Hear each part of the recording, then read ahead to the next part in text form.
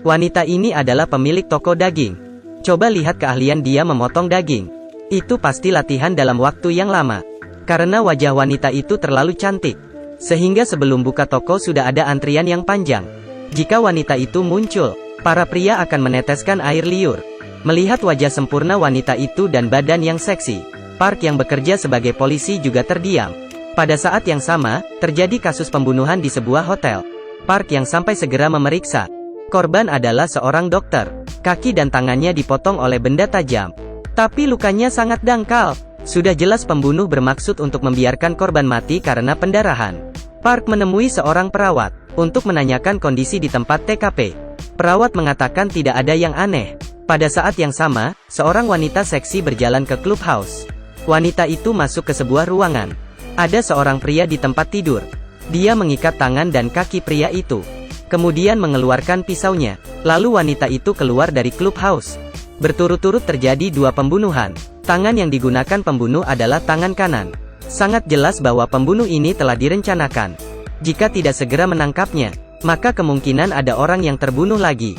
Jadi Park menemui perawat lagi. Kali ini, perawat memberitahunya. 2 orang dokter yang menjadi korban. Keduanya adalah teman yang sangat baik. Selain itu, keduanya juga memiliki teman yang sama.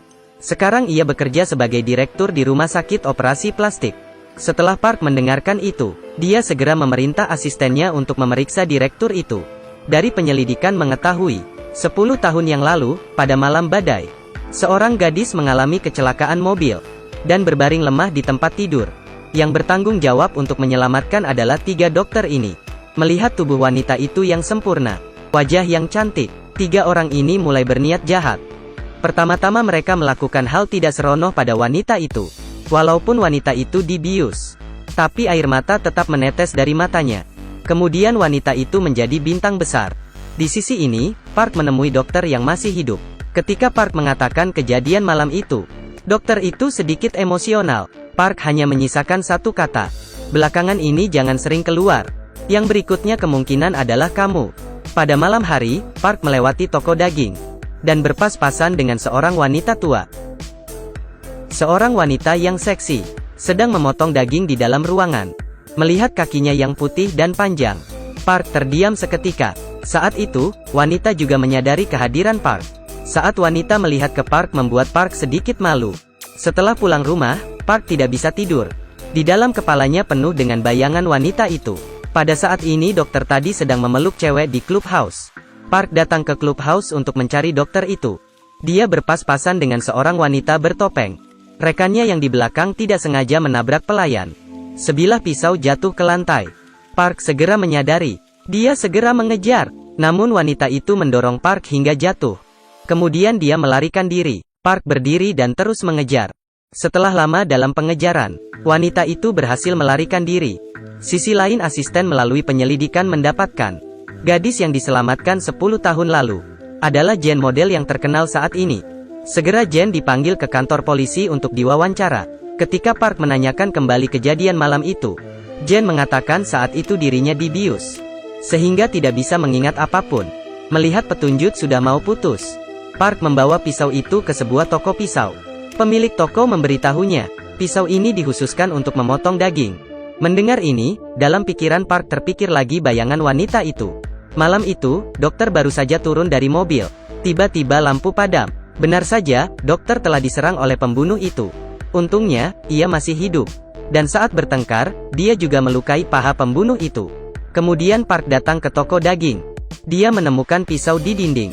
Sama persis dengan pisau yang dijatuhkan pembunuh itu. Dia sengaja menceritakan kasus pembunuhan ke wanita itu.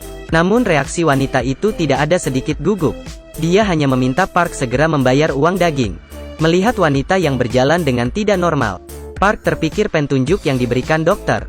Kemudian dia mendorong wanita ke atas meja. Kemudian dia langsung membuka rok wanita itu. Benar saja, pahanya diperben kain. Pada saat ini, Park sudah bisa memastikan wanita ini adalah pembunuh.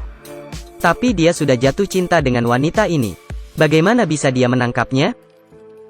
Wanita itu langsung meraih kepala Park. Kemudian bibirnya mulai bergesekan. Keduanya langsung masuk dalam suasana mesra. Pada saat yang sama, ada seorang pembunuh datang ke rumah sakit. Dengan gampang dia mengalahkan polisi penjaga.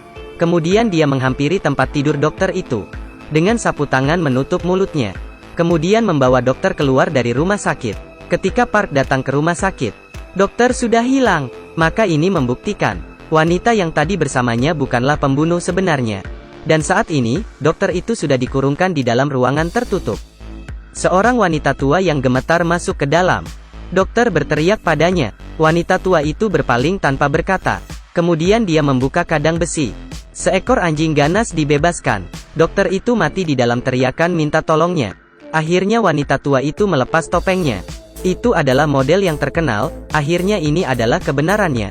Pada tahun itu, walaupun Jane dibius, tapi kesadaran masih jelas. Dia tidak bisa melupakan penderitaan yang diberikan sekelompok setan ini.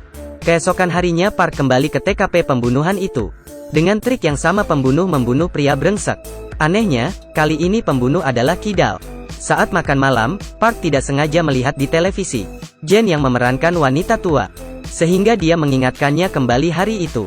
Saat dia bertemu wanita tua di depan pintu toko daging, Park sudah mengerti. Ini adalah perbuatan Jane, yang membalas dendam atas kebencian penderitaannya. Park bergegas ke toko daging untuk memeriksa. Tapi dia menemukan wanita itu sudah pergi. Dia sangat emosi, karena wanita itu mempermainkan perasaannya. Dia memutuskan untuk mencari wanita itu.